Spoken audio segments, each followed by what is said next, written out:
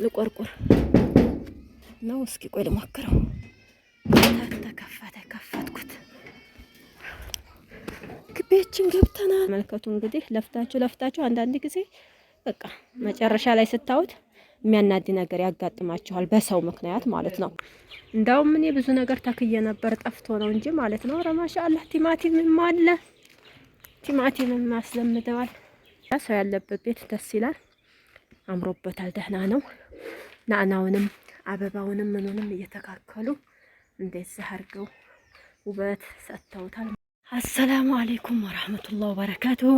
ውድና የተከበራችሁ የቻናሌ ቤተሰቦች አድማጭ ተመልካቾች እንደምን አላችሁ? በያላችሁበት ሰላማችሁ ይብዛ። ትንፋሽ ጭልጥ እያለ ነው። ጉዞ ወደ ቢሸናቆ ቤትን ለመሰለል በስንት ጊዜ በስንት ወራቴ ማለት ነው እና ወደዛ እየሄድኩ ነው። እስኪ ያለውን ነገር አሳያችኋለሁ። በጣም ቆይቻለሁ ከመጣሁኝ። ሌቦች እንግዲህ ደርሻለሁኝ፣ ግቢ ደርሻለሁ። ተዘጋግቷል። እኔ አላውቅም። እስኪ ቆይ ይከፍቱልኝ ይሆን ነው? ልቆርቁር ነው። እስኪ ቆይ ልሞክረው። ከፈትኩት። ግቢያችን ገብተናል ብያለሁ። ቤተሰቦችን እንዴት ናችሁ? ቅመሞች የቤተሰብ እንግዲህ ዛሬ ቤት የመጥቼ ተመልከቱ። ወደ ሽንት ቤት መግቢያው ደረጃው እንደዚህ ተቦርቅቆ ፈርሷል ማለት ነው። የዚህም ምክንያት ምንድነው? ከዚህ ካጥር በታይ ጎረቤት የሆነው ሰውዬ ሽንት ቤት እቆፍራለሁ ብሎ ከታች ሲቆፍር መሬቱ ይሄ እየሸሸ ተሰንጥቆ እንደዚህ ሆነላችኋለሁ። ተመልከቱ። በክረምት እንግዲህ ሽንት ቤት ይቆፈረ ይመስል ወይም ደግሞ ወደታይ ትንሽ ዝቅ ብሎ ከላይ ካጥሩ ስር ቦታ ትቶ ነበር መጀመሪያ የነበረበት እና ያንን ሲቆፍር ይሄ መሬቱ እንደዚህ ሸሽቶ ተለያይቷል ማለት ነው። ያው ሰውየው ሽንት ቤቱን ደፍኗል። ቢሆንም ግን ውስጡ ውሃ ስለሚመጣ እንትን ብሎታል ማለት ነው። እና አሁን ይሄ ደግሞ እንደዚህ መላቀቁ ለሽንት ቤቱ ራሱ አደጋ ሊሆን ይችላል። ተመልከቱ እንግዲህ ለፍታችሁ አንዳንድ ጊዜ በቃ መጨረሻ ላይ ስታዩት የሚያናድ ነገር ያጋጥማችኋል፣ በሰው ምክንያት ማለት ነው። ይሄ መወጣጫ እንግዲህ አብሮ ተያይዞ የተሰራ ነበረ። ከዛ በኋላ እንደዚህ ሆነላችኋለሁ። ብቻ ምን ትሉኛላችሁ ቅመሞችዬ? ያው መጥቼ ስለማላቅ አይቼው አላቅም ነበረ። ዛሬ ብቅ ብዬ እንግዲህ ግቢውን ምናምን እያየሁኝ እየሰላለልኩኝ ነው። ብቻ ያው ተከራይ ስላለበት ያው ያለውን ነገር ስለሚደውሉልኝ ስለሚነግሩኝ ነው እንጂ በጣም አስቸጋሪ ነው እላችኋለሁ። እንግዲህ ዙሪያውን ሰለል እያረኩኝ እያየሁኝ ነው እላችኋለሁ። ጎረቤቱንም እንዴት ናችሁ፣ እንዴት ዋላችሁ፣ እንዴት አደራችሁ እያልኩኝ እዚህም እንግዲህ ገና አልገቡበትም። በቆሎ ዘርተው ነበረ ግን ጠፋፍቶባቸዋል። ደግሞ እስኪ ወደ ላይኛው ሰፈርም ሀዲ ብዬ እንዴት ዋላችሁ፣ እንዴት ናችሁ እያልኩ ልጠያይቅ እላችኋለሁኝ። ያው ግቢም ደህና ነው አልሐምዱሊላህ። ሰው ያለበት ቤት ደስ ይላል፣ አምሮበታል፣ ደህና ነው። ናዕናውንም አበባውንም ምኑንም እየተካከሉ እንደዚህ አድርገው ውበት ሰጥተውታል ማለት ነው።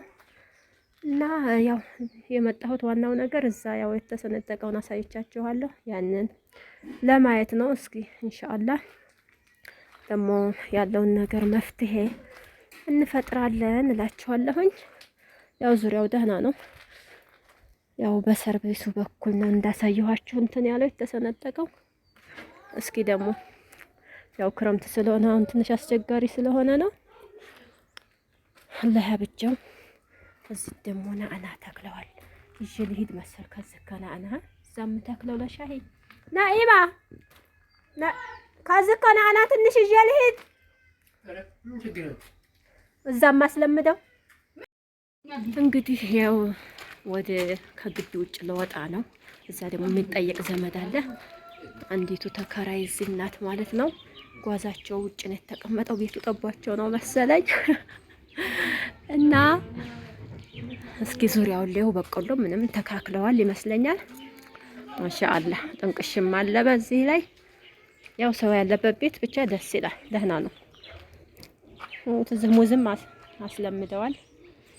በቆሎም እንዳውም እኔ ብዙ ነገር ተክዬ ነበር ጠፍቶ ነው እንጂ ማለት ነው። ኧረ ማሻአላህ ቲማቲምም አለ። ቲማቲምም አስለምደዋል። ታያችኋል። ቲማቲም እንደውም እያፈራ እየቀላ ነው። ብቻ በቆሎም ተክለውታል። የመጣያኩ ባላለሁ ማለት ነው። ይሄ ደግሞ የጎረቤት ከላይ በኩል ያለው ነው። ብቻ ያው እንደምታዩት ቤቴ ሰው ሲኖርበት ደስ የሚል ነው ይመስለኛል። ቦታው ግን ይሄ በጣም አስቸጋሪ ነው። እንዴት እንደሆነ አላውቅም። ውሃ ነው በቃ ውሃ ላይ ጠብቀው እና ወደ ጎረቤት ልሄድ ነው። ላይኛው ሰፈር ጎረቤት ልጠይቅ ነው እላቸዋለሁኝ።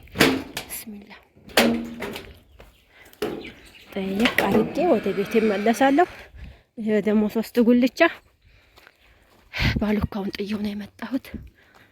እንዴት አደራችሁ ልበልና ወደ ቤቴ እጓዛለሁ እላችኋለሁኝ። ይሁላ እንግዲህ ጎረቤት ነው ላይ ድረስ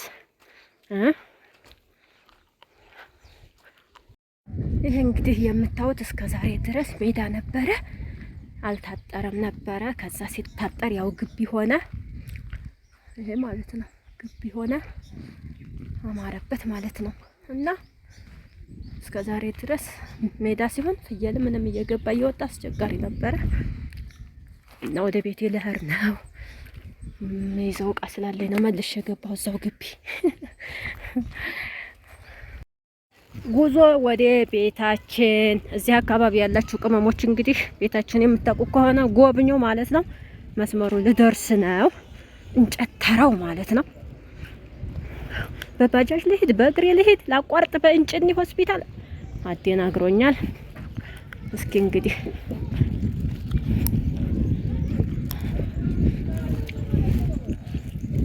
ይህ አካባቢ መቼም ዝናብ እንትን ካለ በጣም አስቸጋሪ ነው፣ ይቦካል። መስመሩ ደርሰናል። ወደ ቤታችን እንካው በእግራችን።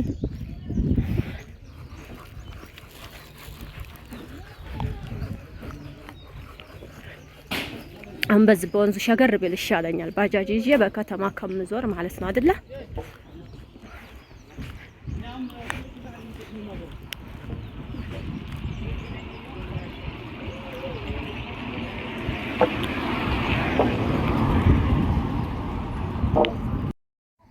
እንግዲህ ቀጤ ወንዝ ደርሰናል። እዚህ ልብስ ያጠባቸው ቅመሞች ልጅ ሁላ ደስ ብላቸው የተንቦራጨቁ ነው። ያሰላም ያው ገና ብዙ ጎርፍ ስላልመጣ ውሃውም ያምራል። እንደምታዩት መንቦራጨቅ ይዘዋል ልጆቻቸው ጋር። አይ ልጅነት ትላላችሁ። እኛም እንደዚህ ተጫውተን ነበር በደህናው ሰዓት። የዛሬ ነው ያርገውና ማለት ነው።